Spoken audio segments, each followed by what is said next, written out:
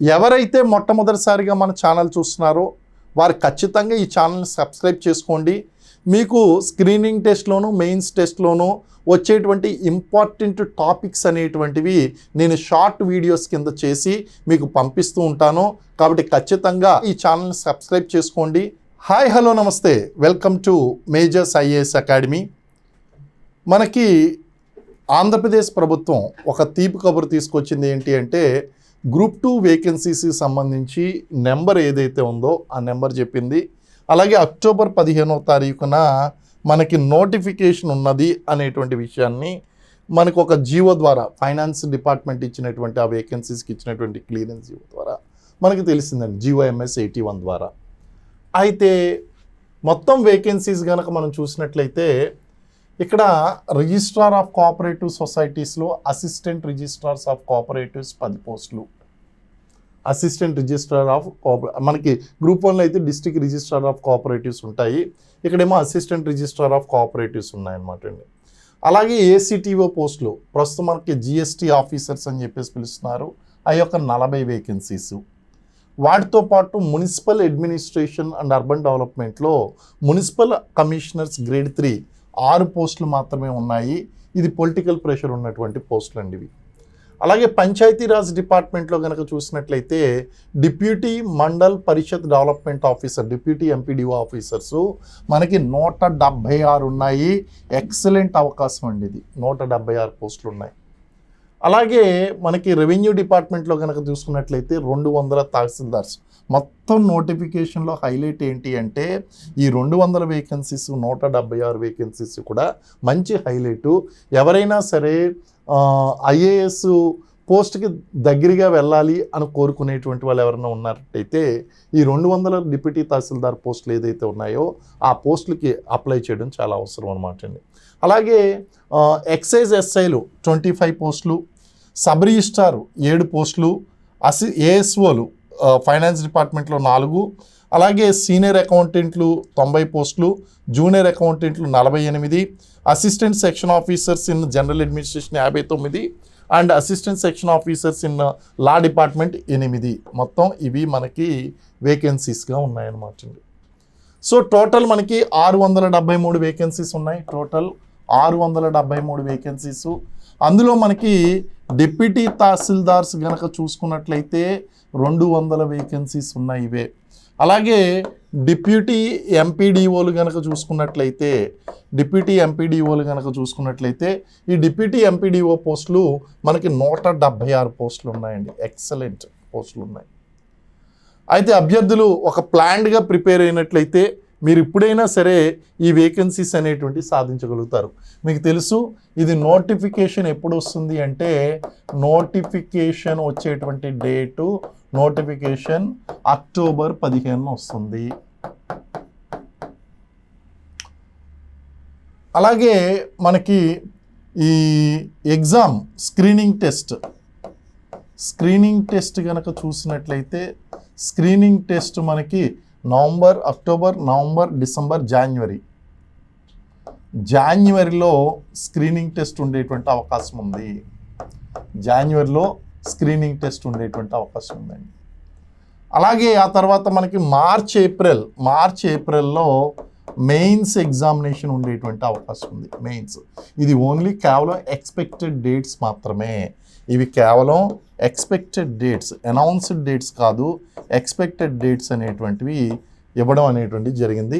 Maybe December, జాన్యువరిలోనో March, ఏప్రిల్లోనో. ఇది మీరు డిసెంబర్, జాన్యువరి పెట్టుకోండి. అలాగే ఇది మార్చ్, ఏప్రిల్ పెట్టండి. మార్చ్, ఏప్రిల్లో పెట్టుకుని మెయిన్స్ అనేటువంటిది ఆ విధంగా మీరు ప్రిపేర్ అయితే బాగుంటుంది అనమాట. అయితే దీనికి సంబంధించినటువంటిది అభ్యర్థులు స్క్రీనింగ్ టెస్ట్ ఏదైతే ఉందో స్క్రీనింగ్ టెస్ట్ ప్రిపేర్ అవ్వాలి అనుకునేటువంటి వాళ్ళు స్క్రీనింగ్ టెస్ట్ చూసుకుంటే కనుక ఈ ఎగ్జామ్కి మొత్తం కేవలం 5 సబ్జెక్టులు ఉన్నాయండి. Only 5 subjects into 30 marks. కేవలం 30 మార్క్స్ అండి is equal to 150 marks. 150 marks prepare అయితే సరిపోతుంది. ఇందులో మనకి ఫస్ట్ది వచ్చి కరెంట్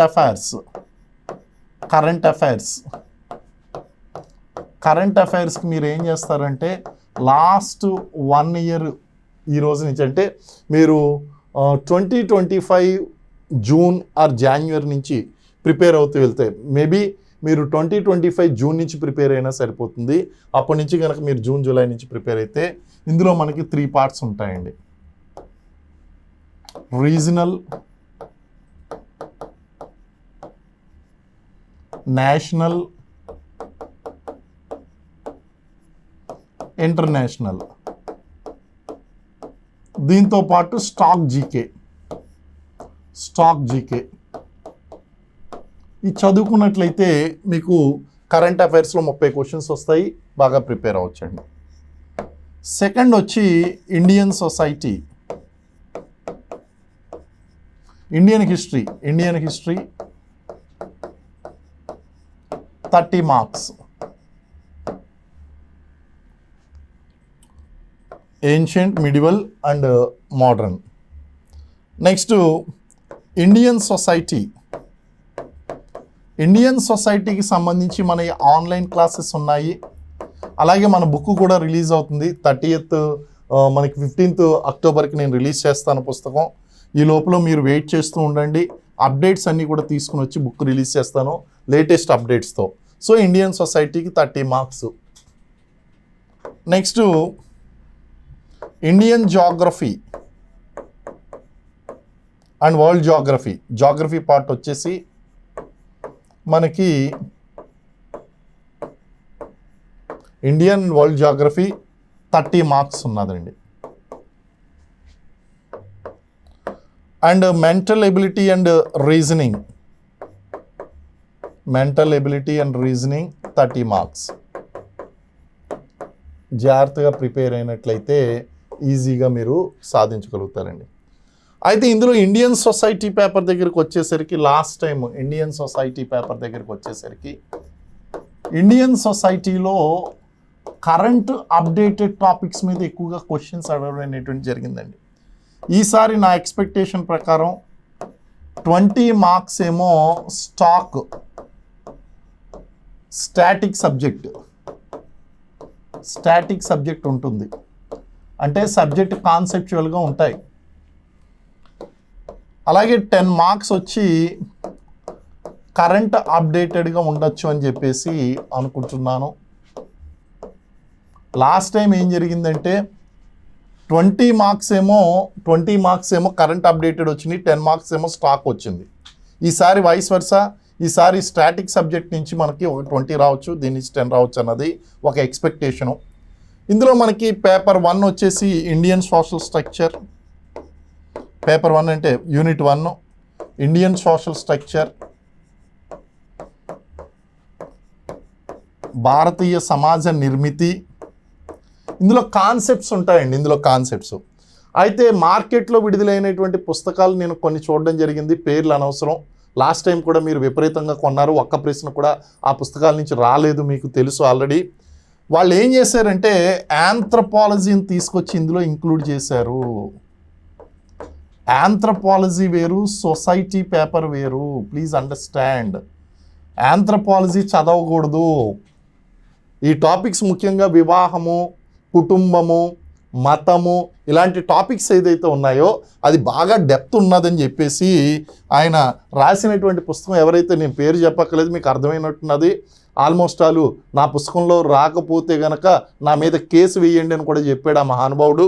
కాబట్టి ఆ యొక్క ఆంథ్రపాలజీ అంతా తీసుకొచ్చి మీ చేత అనవసరంగా చదివించాడు. మళ్ళీ ఆ పుస్తకం చదువుకొని మీరు ఇబ్బంది పడతారేమో. ఆంథ్రపాలజీ చదవద్దు, సోషియాలజీ చదవండి. ఆంథ్రపాలజీ చదివిలా ఉంటే కనుక మీకు అది ఇండియన్ సొసైటీ అనేటువంటి it's not part of anthropology subject, it is part of Indian society, is part of sociology subject. So ఎలాగా మీకు ఆంథ్రపాలజీ అనేటువంటిది ఇండియన్ సొసైటీలో పార్ట్ అవుతుందండి? ఇండియన్ సొసైటీ అనే ఆంథ్రపాలజీలో పార్ట్ అవుతుంది. It's a part of sociology. Basic concepts అనేటువంటివి sociological యాంగిల్లో చదవాలి. ఈ బేసిక్ కామన్ సెన్స్ అనేటువంటిది లేకుండా పుస్తకాలు రాస్తున్నారు. ఈ బేసిక్ కామన్ సెన్స్ అనేటువంటిది లేకుండా మీకు ఆన్లైన్ క్లాసెస్ చెప్తున్నారు.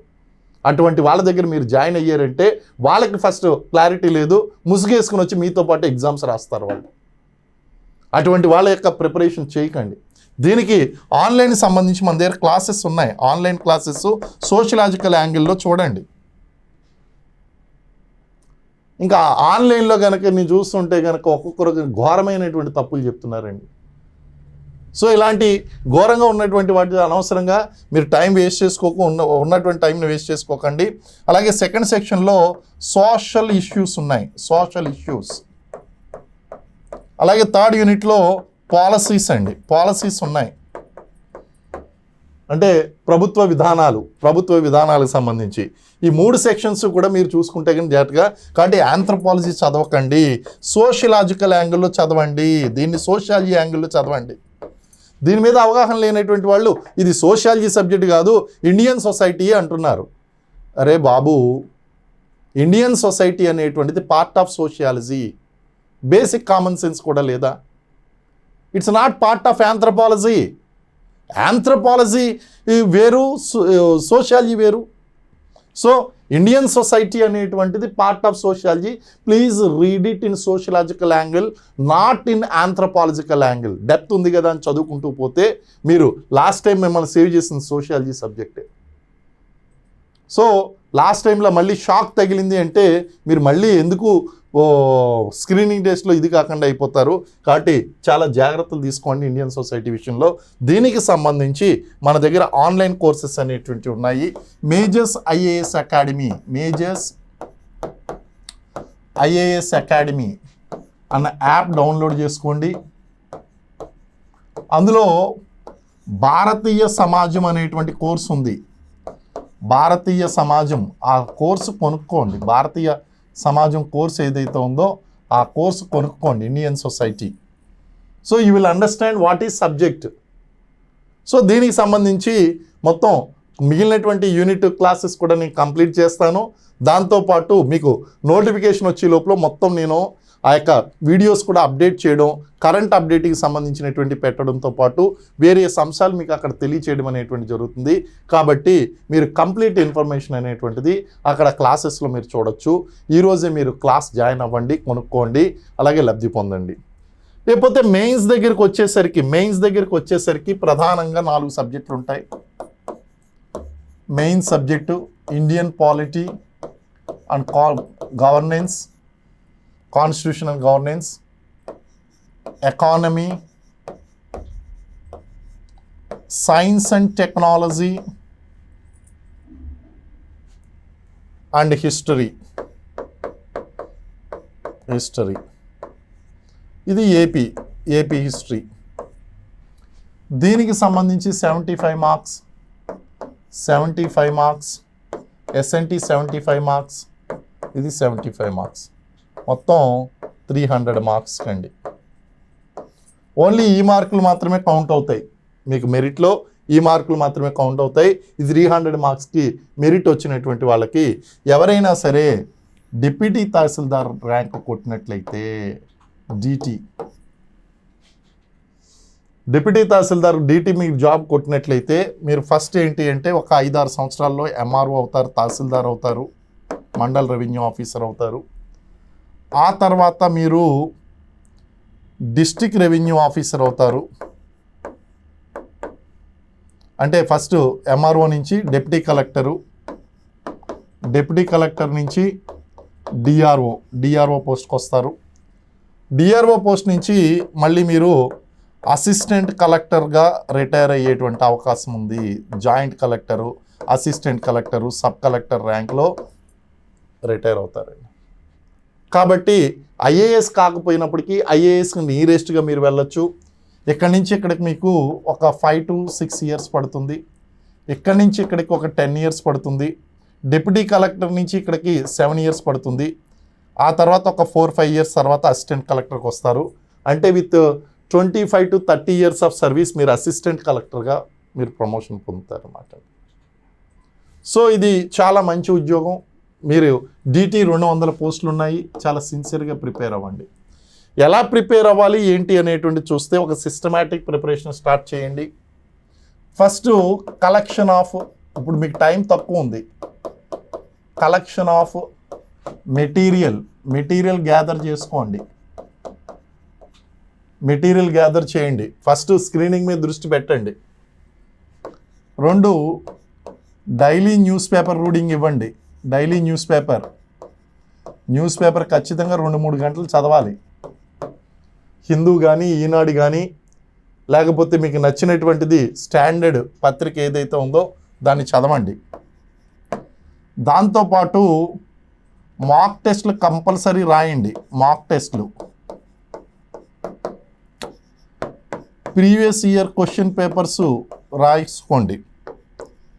సిలబస్ ఏం చేస్తారంటే సబ్జెక్ట్ను 5 సబ్జెక్టులు ఉన్నాయి కదా, సబ్జెక్ట్ని యూనిట్లు గాను, యూనిట్లను టాపిక్లు గాను, టాపిక్స్ని పాయింట్లు గాను, బిట్లు గాను విడగొట్టుకోండి. ఆ తర్వాత నోట్స్ రాయండి. ఆ నోట్స్ని రివైజ్ చేయండి. Read, repeat and revise. ఈ టెక్నిక్ ద్వారా మీరు చేసినట్లయితే మీరు ఖచ్చితంగా సక్సెస్ పొందుతారు. ఈ ప్రిపరేషన్లో మీరు వెళ్ళండి. అలాగే కోచింగ్ అనేటువంటి చాలా ఇంపార్టెంట్. ఆన్లైన్ కోచింగ్ జాయిన్ అవ్వండి. ఆన్లైన్ కోచింగ్ అనేటువంటిది మీ సమయాన్ని ఆదా చేస్తుంది. ఆన్లైన్ కోచింగ్ అయితే ఇది చాలా ఫోకస్డ్గా ఉండాలి. ఫోకస్ లేకపోతే కనుక ఆన్లైన్ కోచింగ్ అనేటువంటిది వేస్ట్ అయిపోతుంది. ఆఫ్లైన్ కోచింగ్లో ఏం జరుగుతుందంటే మీరు మొత్తం సమయం అంతా కూడా ఆఫ్లైన్కే కేటాయిస్తారు, తర్వాత మీరు చదువుకోవడానికి టైం ఉండదు. కాబట్టి ఆన్లైన్ కోచింగ్ అనేటువంటిది జాయిన్ అవ్వండి. సో ఇవి మొత్తం ఈ స్ట్రాటజీ కనుక ఫాలో అయినట్లయితే మీరు గ్రూప్ 2 అనేటువంటిది ఈజీగా క్లియర్ చేస్తారు. మీరు చూశారు వేకెన్సీస్ అనేటువంటివి ఎన్ని ఉన్నాయి అనేటువంటిది చూశారండి. మొత్తం 673 వేకెన్సీస్. ఇది మంచి అవకాశంగా తీసుకోండి. అండ్ ఇది కనుక పూర్తయినట్లయితే మళ్ళీ నెక్స్ట్ జాబ్ క్యాలెండర్లో మళ్ళీ వేకెన్సీస్ అంటే ఈ ప్రాసెస్ పూర్తయిన తర్వాత మళ్ళీ మనకి కొత్త నోటిఫికేషన్ వచ్చేటువంటి అవకాశం ఉంది. కాబట్టి ఈ నోటిఫికేషన్లో 673 వేకెన్సీస్ ఉన్నాయండి. సో జాగ్రత్తగా ప్రిపేర్ అవ్వండి. ఇంకా మీకు ఏమన్నా డౌట్స్ ఉంటే కనుక మెసేజ్ చేయండి, నేను రిప్లై ఇస్తాను. అలాగే మొట్టమొదటిసారిగా మన ఛానల్ చూస్తున్నటువంటి వారు ఖచ్చితంగా మన ఛానల్ సబ్స్క్రైబ్ చేసుకోండి. అలాగే నేను చెప్పినటువంటి మెథడ్లో మీరు ప్రిపరేషన్ అనేటువంటి కంటిన్యూ చేయండి. ఖచ్చితంగా సెలెక్ట్ అవుతారు. Wish you all the best. Thank you very much. జై హింద్.